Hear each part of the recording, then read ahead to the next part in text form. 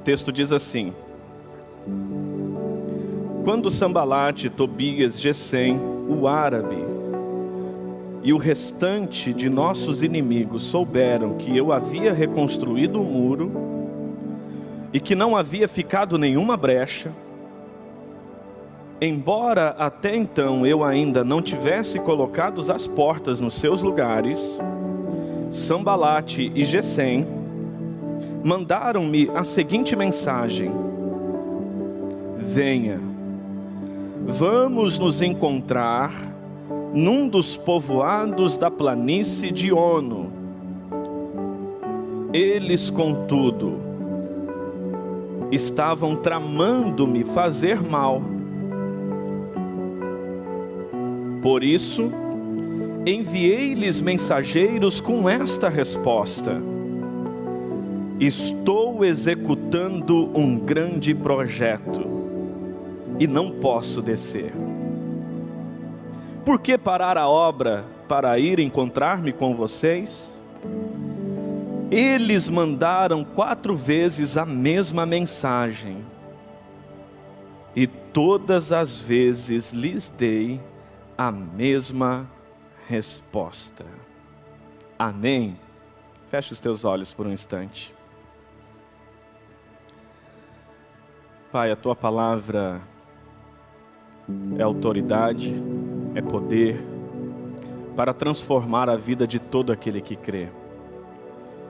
E eu sei, Pai, que há uma revelação do Senhor para nós aqui nesta noite, há uma instrução do Senhor para nós aqui neste lugar, por intermédio da tua palavra.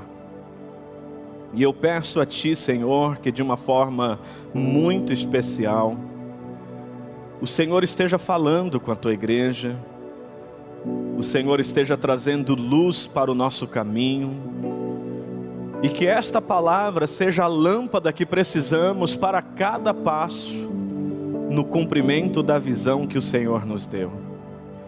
Pai, ministra aos nossos corações, fala às nossas vidas por intermédio da tua palavra. Traz clareza, Senhor, traz discernimento, e que esta seja uma noite de uma experiência profunda com o Senhor, para cada um dos teus filhos e filhas, Pai. Em nome do Senhor Jesus, fale conosco, é a nossa oração. Amém e amém, Senhor. Amém, irmãos. Nós estamos em uma série intitulado O Poder da Visão. E nós já falamos aqui sobre a importância da visão. Já falamos aqui sobre como obter a paixão da visão. Já falamos aqui sobre a importância de desenvolver a fé da visão. E no domingo passado falamos aqui sobre o processo da visão. Quem já esteve aqui em uma dessas mensagens? Amém, amém.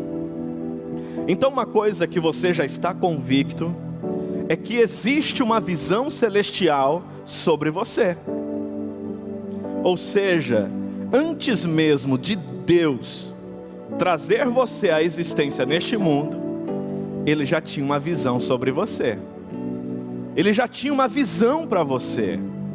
Então repita isso: há no céu uma visão de Deus a meu respeito. O apóstolo Paulo entendeu a visão que Jesus tinha para a vida dele, que era o quê? Tirar pessoas das trevas e trazê-las para a luz. Tirar pessoas das mãos de Satanás e colocá-las nas mãos de Jesus. E ele foi preso por fazer isso, foi preso por pregar o Evangelho. E em Atos dos Apóstolos, o capítulo 26, o verso 19, em sua defesa diante do rei Agripa, ele fala algo muito contundente: rei, eu não podia ser desobediente à visão celestial. Repita isso: a visão do céu vai exigir de mim fidelidade, obediência. Então uma coisa que nós precisamos entender: Sem uma visão, a sua vida é um barco à deriva.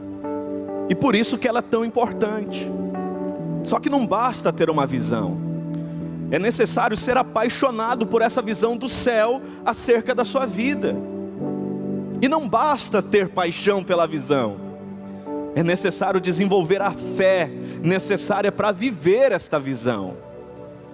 É necessário aprender a andar por fé e não meramente por vista. É necessário ter essa visão muito clara em nosso coração. E fé, de fato, é trazer o futuro para o presente. É trazer clareza sobre esta visão de uma forma muito especial no hoje. Só que até que essa visão se cumpra, eu preciso entender também o processo dessa visão.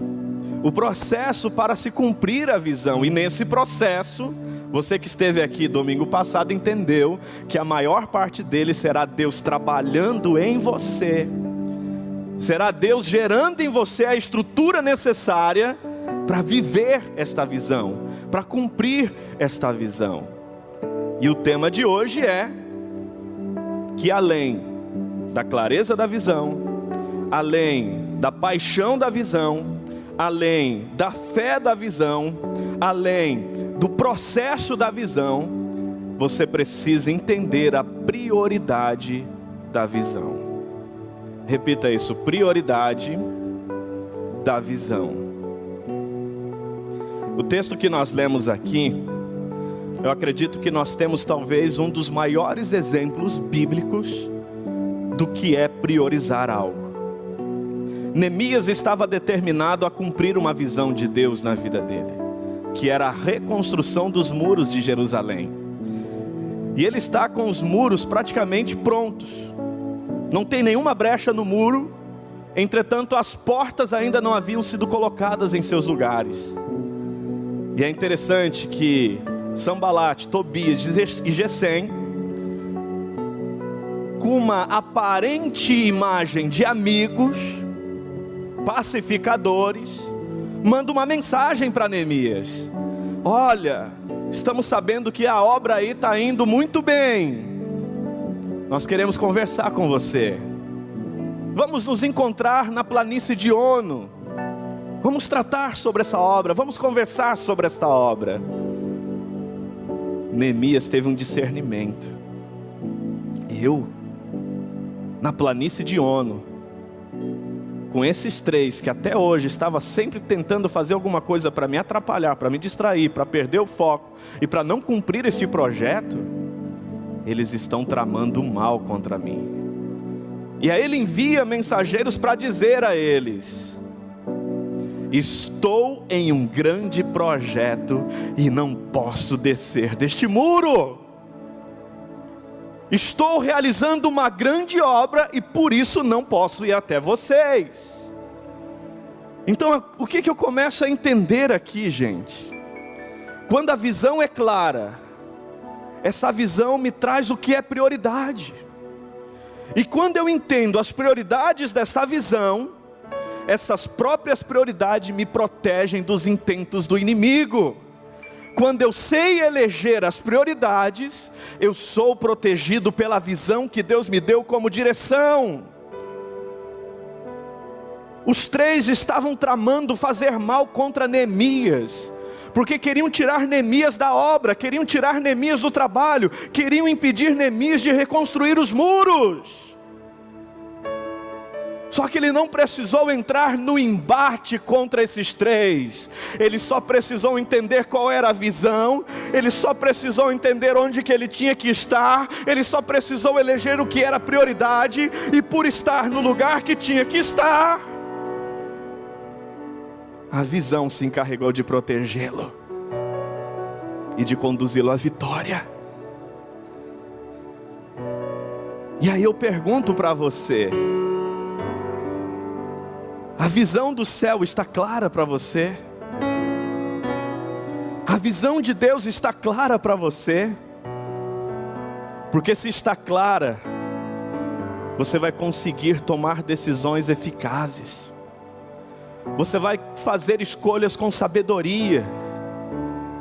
Porque a única forma de priorizar o que é correto, é a gente ter clareza da visão celestial que nos move, da visão do céu que dá sentido à nossa vida, que dá sentido aos nossos dons, que dá sentido aos nossos talentos, que dá sentido à obra de Cristo na nossa vida, que dá sentido à presença do Espírito Santo em nós. Você precisa entender que é um alto investimento que Deus tem feito na sua vida, e esse alto investimento é porque Ele tem uma visão para ser cumprida, e você faz parte dessa visão.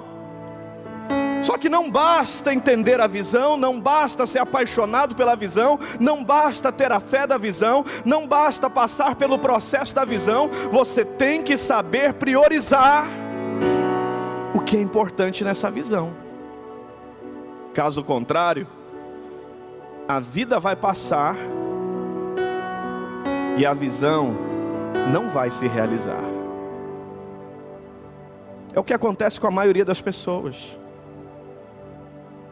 Elas não vivem algo precioso, não é porque não tiveram a visão, é porque perderam o foco, é porque se distraíram, não souberam fazer as escolhas certas. E embora tendo uma visão muito linda de Deus, sabendo que tem um chamado, sabendo que tem uma vocação, sabendo que Deus o chamou para liderar com sabedoria, com graça e autoridade, isso sempre vai ficando para depois, porque não sabe eleger as prioridades. Outras coisas o inimigo mesmo vai colocando no caminho, e até coisas boas, e você vai pegando isso aqui, pegando aquilo lá, e daqui a pouco você não está mais focado na visão de Deus para você, e você está longe da visão. E aí você precisa entender, repita isso: eu sou a soma de todas as minhas escolhas.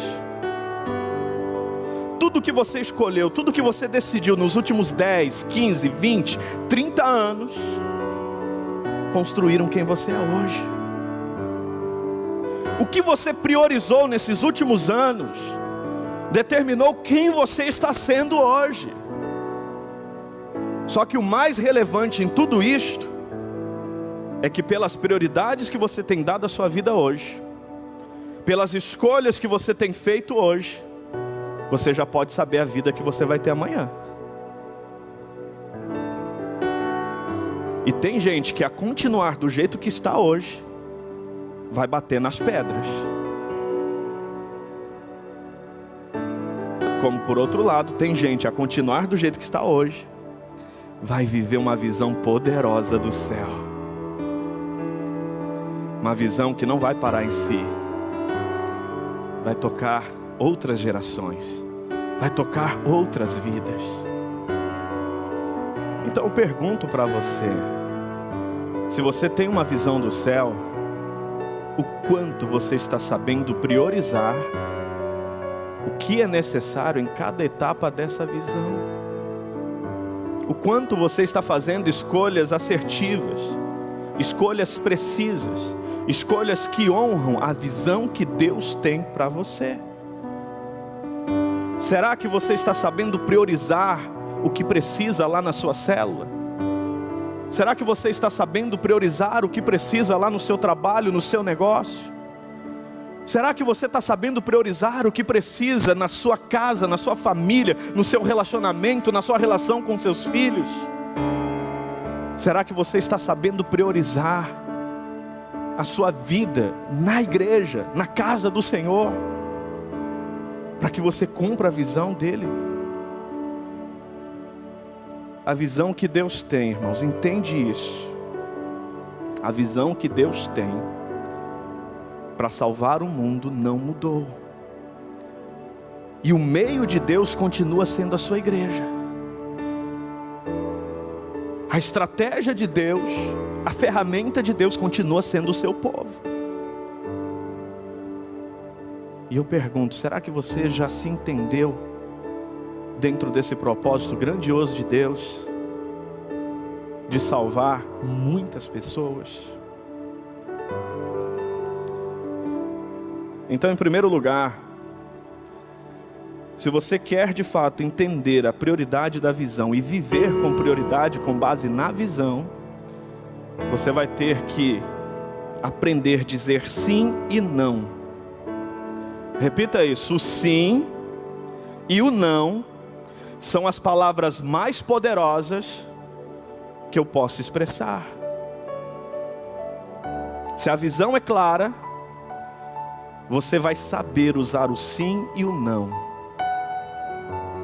Você sabe para o que tem que dizer sim, e você sabe para o que tem que dizer não. E o teu sim precisa ser para as coisas que alavancam a sua vida na direção de viver essa visão do céu. E o seu não precisa ser para descartar tudo aquilo que te atrapalha, tudo aquilo que te impede, tudo aquilo que te atrasa, tudo aquilo que desvia você do projeto de Deus para você. E eu não preciso de revelação para saber que muitos de vocês têm muita dificuldade em dizer não. Quem aqui já teve dificuldade de dizer não? Chegou na padaria, viu aquela torta, aquele doce. Comecei a dieta ontem, mas parece que foi feito para mim aquele pudim. O Fábio passa por isso toda semana, né, Fábio?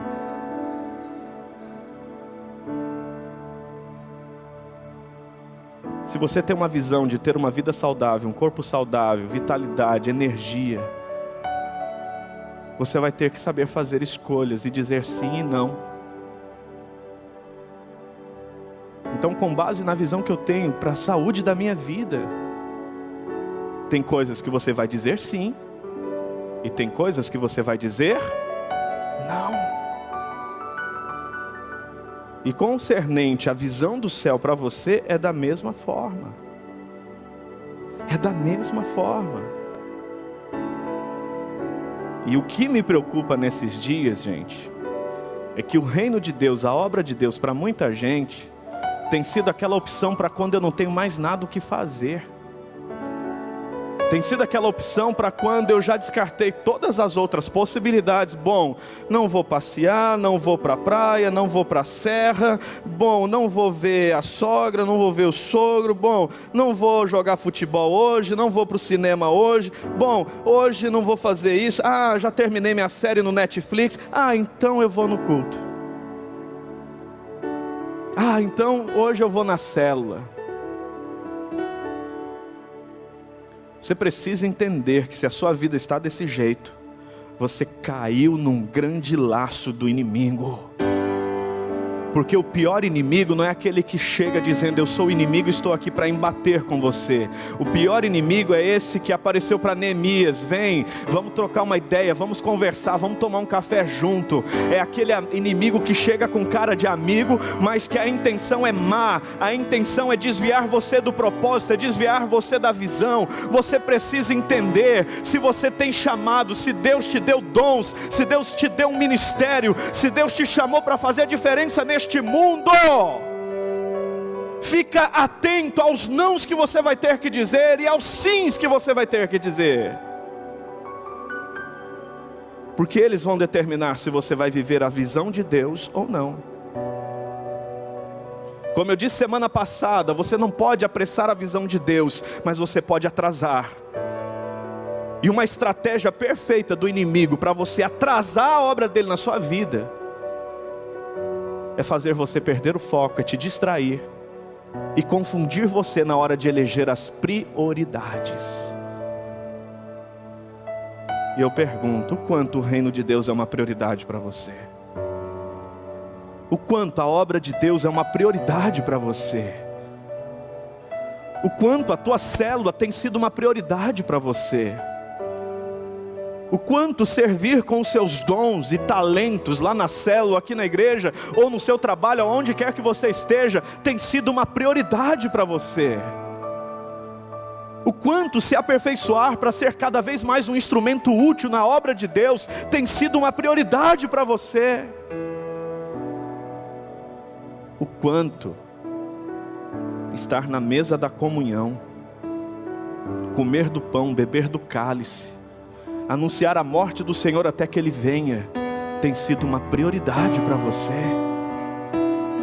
Eu ainda continuo ficando chocado com as pessoas que desprezam esse momento com tamanha facilidade, que não tratam esse momento como prioridade, que que se abstém da ceia do Senhor, da comunhão da sua família, de qualquer forma, por qualquer coisa. Se uma pessoa não é capaz de priorizar essa comunhão no corpo, essa vivência que nós temos como família, de partilhar o pão e o cálice, será que vai saber priorizar as coisas tremendas deste reino, que nós temos que priorizar lá fora, onde a guerra está travada contra um inimigo muito poderoso? Gente, os dias que nós estamos vivendo são dias que vão exigir discernimento para saber o que dizer sim e o que dizer não. O apóstolo Paulo, na primeira carta aos Coríntios, o capítulo 6, o verso 12, você pode abrir aí, e eu quero fazer menção desse texto, quero que você também coloque os olhos nessa palavra, preste atenção nisto.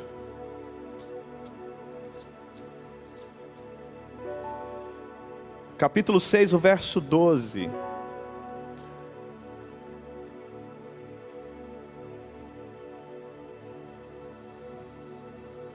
Diz assim: tudo me é permitido, mas nem tudo me convém. Tudo me é permitido, mas eu não deixarei que nada me domine. Aqui você precisa entender algo muito importante. Deus quer que sejamos capazes de dizer sim e não com precisão. E o sim e não que nós vamos ter que dizer é diante de coisas que você vai olhar e vai dizer: interessante, tenho liberdade para viver isso, tenho liberdade para fazer isso. Interessante, é lícito. Só que você precisa se lembrar que, embora seja lícito, nem tudo lhe convém. E como que eu elejo o que não convém, e embora seja lícito? Quando eu tenho clareza da visão, e pela clareza da visão eu consigo eleger o que eu digo sim e o que eu digo não. E principalmente ele diz aqui na parte B: todas as coisas me são lícitas, mas eu não me deixarei dominar por nenhuma delas. Você precisa entender que a única coisa que pode dominar você é aquilo que pode levar você ao cumprimento da visão. É aquilo que pode levar você a viver plenamente o propósito de Deus para a sua vida, a razão da sua existência, o porquê maior da sua vida. E eu pergunto: o que tem te dominado hoje? O que tem te controlado hoje? Será que te leva para o cumprimento da visão do céu? Da visão do reino? Da visão de Deus? Então repita isso: eu preciso priorizar a visão, sabendo dizer sim e dizer não. Mas em segundo lugar,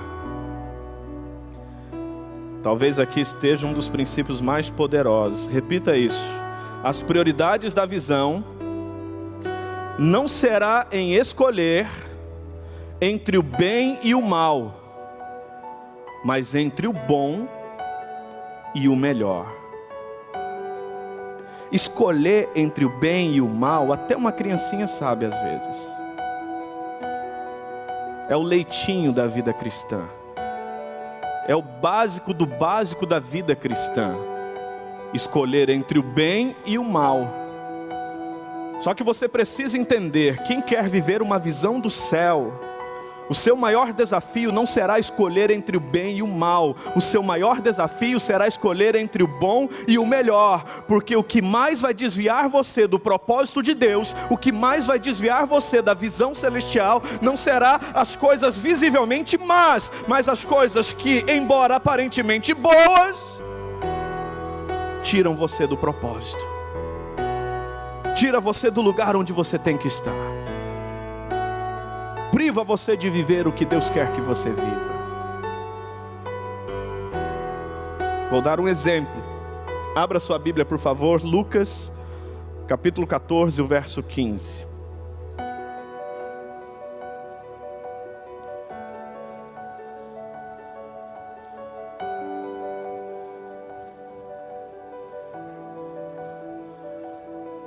Lucas, capítulo 14, o verso 15.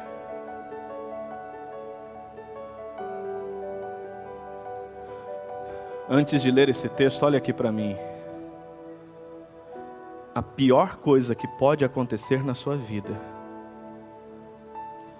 é você ir para o caminho errado através de boas alternativas.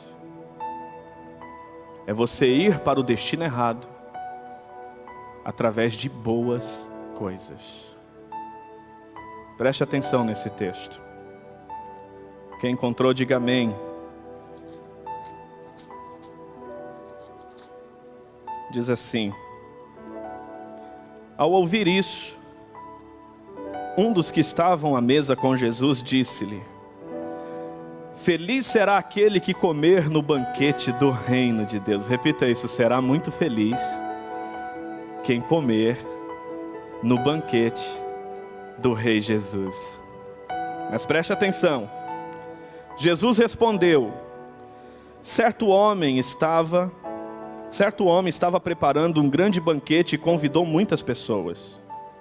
E na hora de começar, enviou um servo para dizer aos que haviam sido convidados: venham, pois tudo está pronto.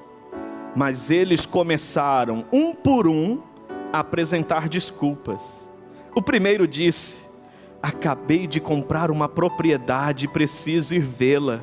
Por favor, me desculpe. O outro disse: acabei de comprar 5 juntas de boi e estou indo experimentá-las. Por favor, desculpe-me. Ainda outro disse: acabo de me casar, por isso não posso ir.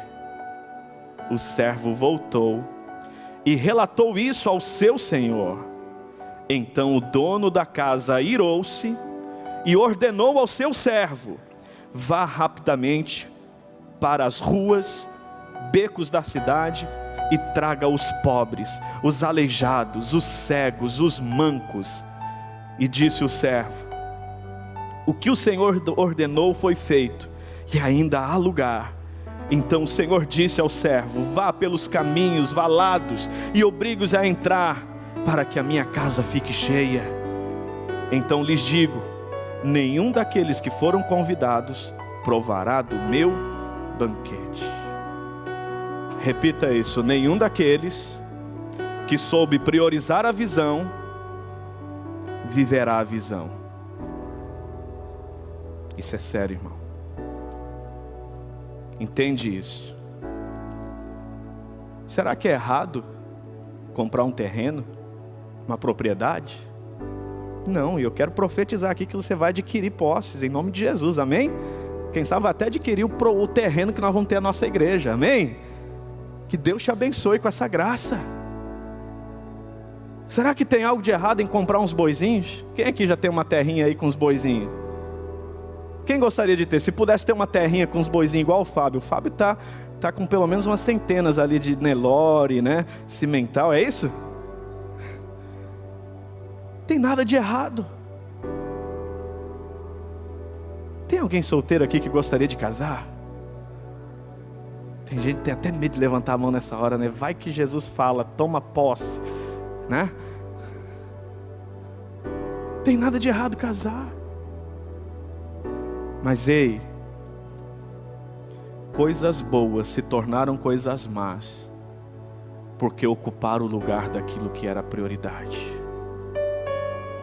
Coisas boas na hora errada se torna coisa errada. Coisas boas na hora errada se torna coisa má.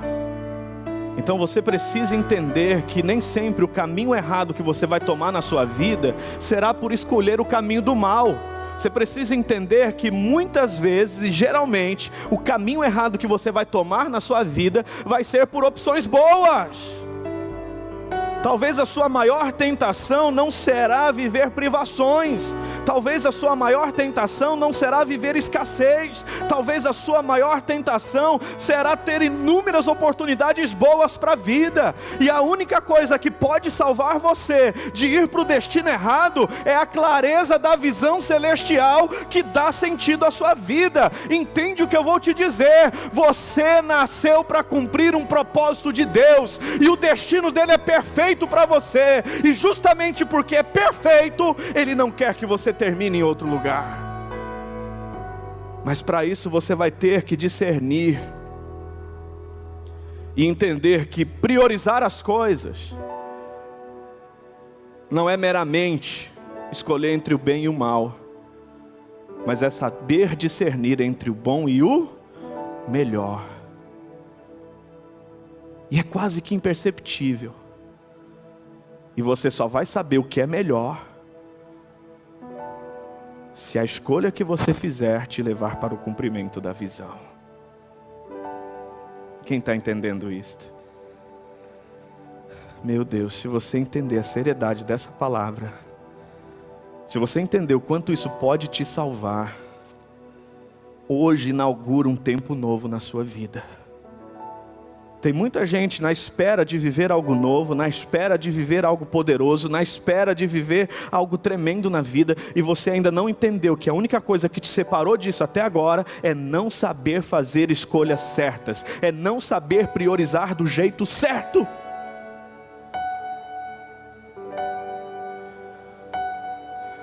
Então repita isso: a visão me protege de ir na direção errada por boas alternativas.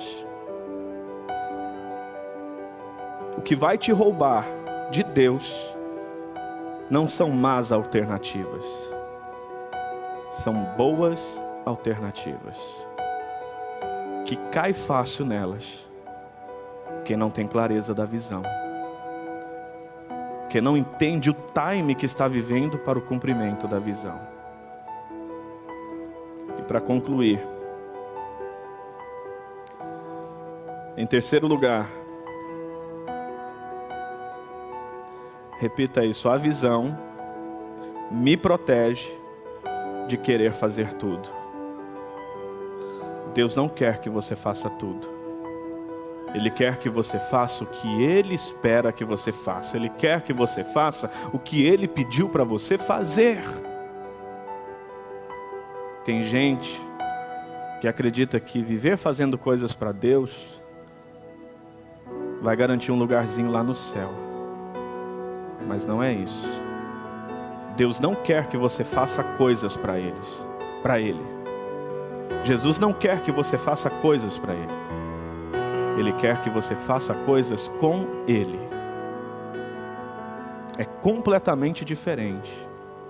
Segundo aos Coríntios, capítulo 6, o verso 1, nos diz que nós somos cooperadores de Deus.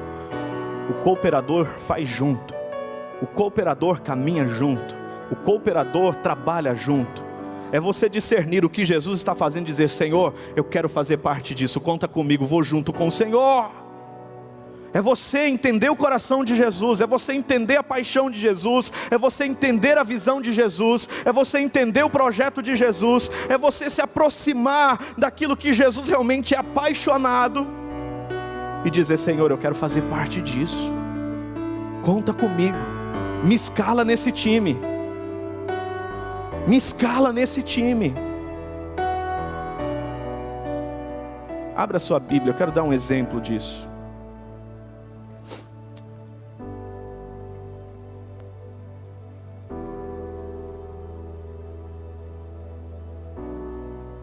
Marta e Maria. Quantos aqui já conhecem a história dela? Lucas capítulo 10. Abre aí, por favor. Só voltar 2 páginas.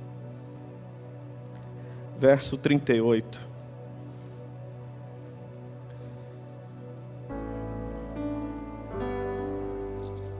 Olha que interessante. Caminhando Jesus e seus discípulos chegaram a um povoado onde certa mulher chamada Marta o recebeu em sua casa. Que privilégio, hein? Receber Jesus em casa. Maria, sua irmã, ficou sentada aos pés do Senhor ouvindo a sua palavra. Marta, porém, estava ocupada com o serviço. E aproximando-se dele perguntou: Senhor, não te importas que minha irmã tenha me deixado sozinha com o serviço? Dize-lhe que me ajude. E respondeu o Senhor: Marta, Marta, você está preocupada e inquieta com muitas coisas. Todavia apenas uma é necessária. Maria escolheu a boa parte, e esta não lhe será tirada. Gente,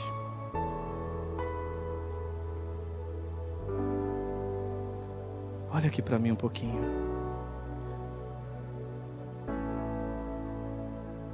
Se você quer viver a visão de Deus para a sua vida, antes de fazer qualquer coisa para Jesus, você precisa escutar aquele que te criou. E você precisa entender o que é que Ele quer que você faça. E para isso você vai ter que se assentar aos pés dEle e falar: Senhor, me ajuda a entender esse negócio aí de reino.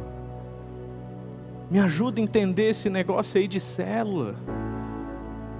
Me ajuda a entender esse negócio aí de multiplicação de célula, de fazer discípulos, de batizar pessoas em nome do Pai, do Filho e do Espírito Santo.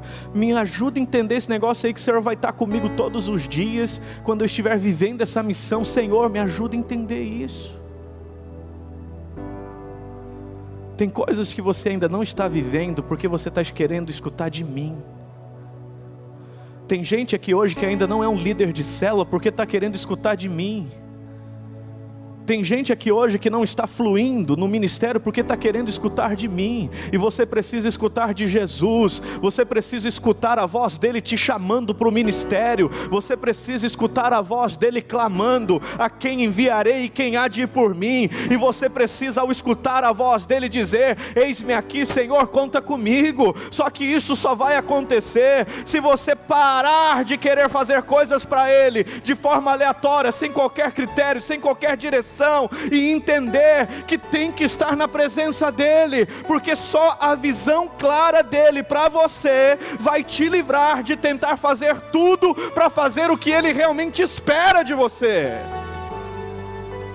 Só assim você vai saber priorizar o que é importante na visão. Então, gente, escuta isso que eu vou dizer.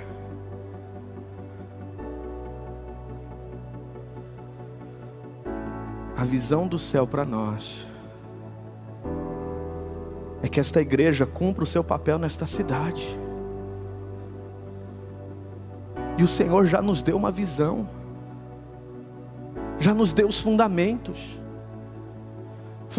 bíblicos, teológicos, que nos dá toda a segurança de viver aquilo que o coração de Deus espera.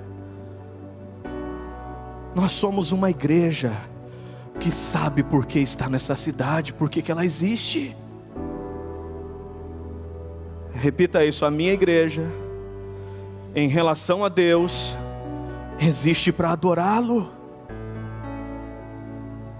Nós entendemos que a razão da nossa existência é glorificar a Deus, que é adorar a Deus. E o Senhor Jesus, falando para a mulher samaritana, ele disse: vem, hora e já chegou, que os verdadeiros adoradores o adorarão em espírito e em verdade. E eu sei que uma expectativa de Deus para mim e para você é encontrar neste lugar uma igreja que o adore em espírito e em verdade. Encontrar uma igreja que sabe que dele, por meio dele, para ele são todas as coisas, e por isso toda a honra, toda a glória, todo o louvor deve ser dado a ele. Tudo que tem fôlego deve adorar e louvar ao Senhor.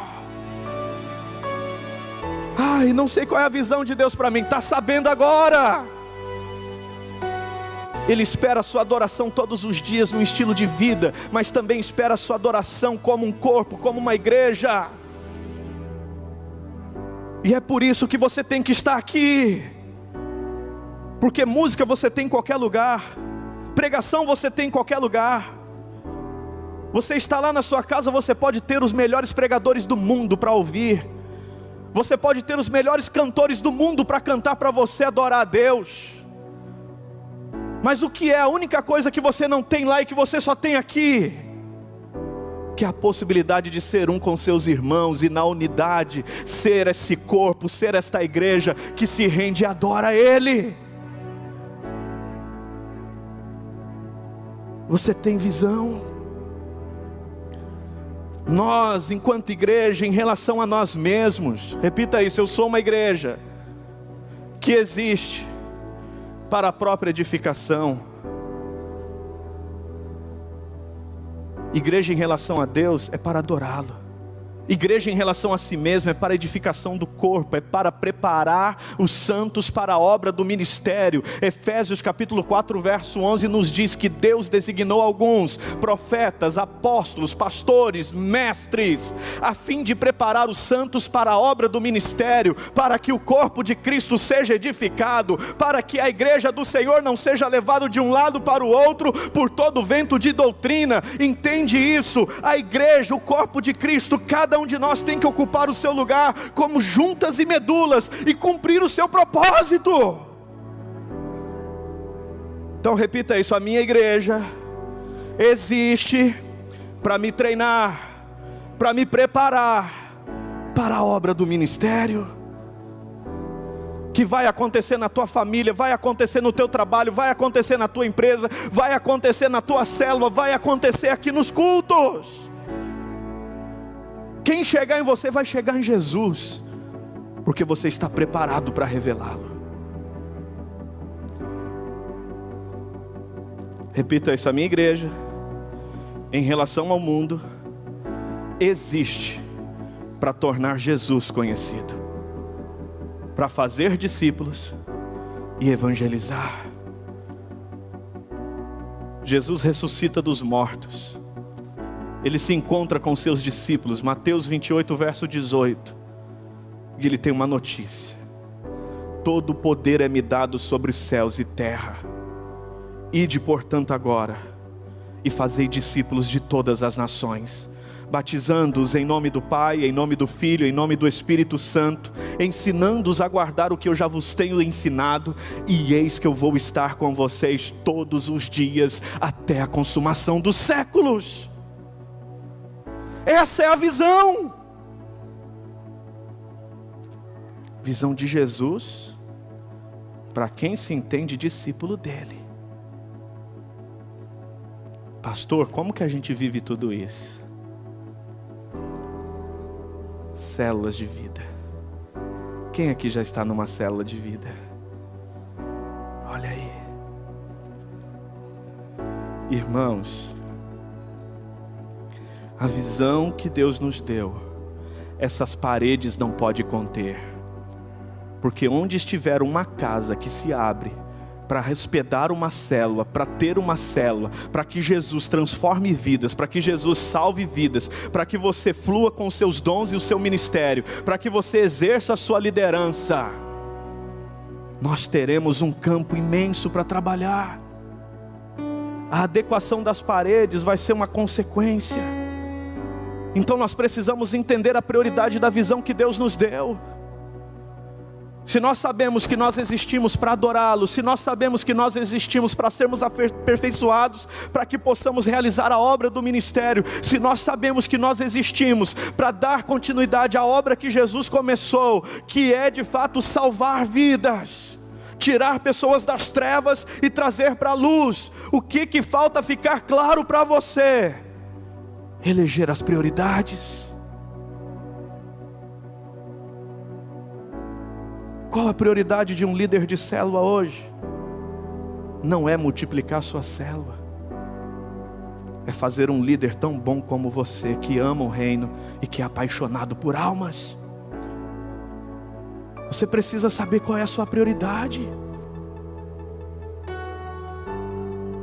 E será que nós estamos sabendo priorizar? Qual a prioridade para as nossas crianças hoje? Qual a prioridade para os nossos adolescentes? Qual a prioridade para os nossos jovens? Qual a prioridade para cada homem e mulher desta igreja? Qual a prioridade do nosso time de música? Qual a prioridade do nosso diaconato? Qual a prioridade do departamento de ensino? Qual a prioridade da comunicação da nossa igreja?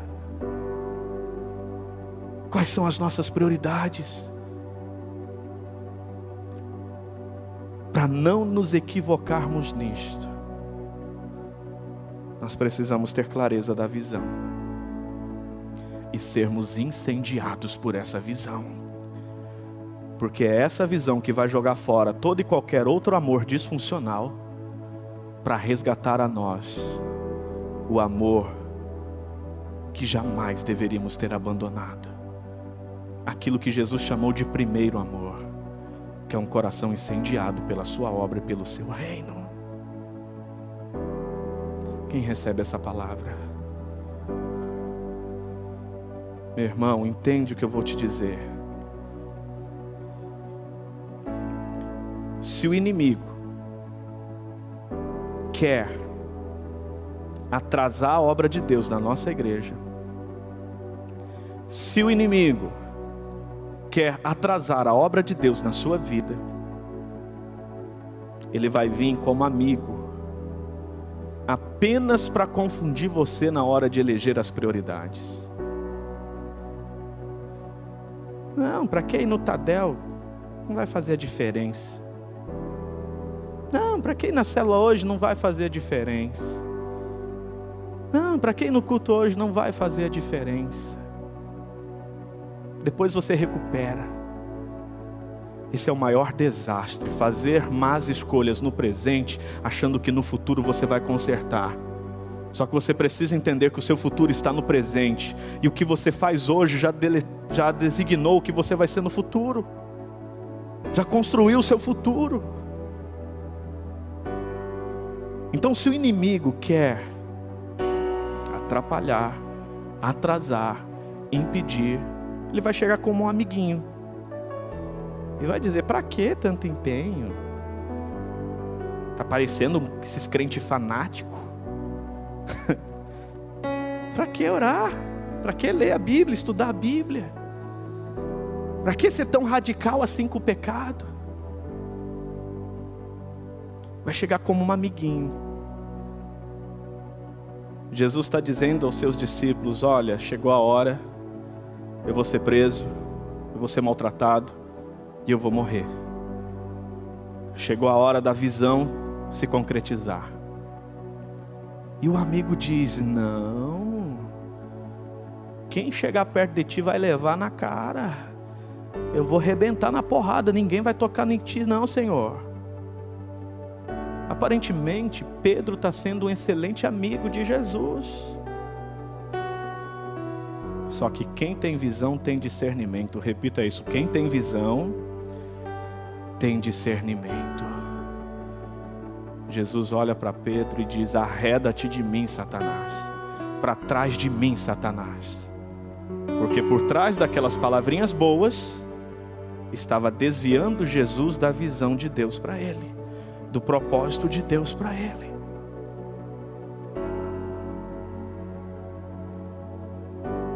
E aí eu pergunto para você: quem você tem escutado sobre a visão de Deus?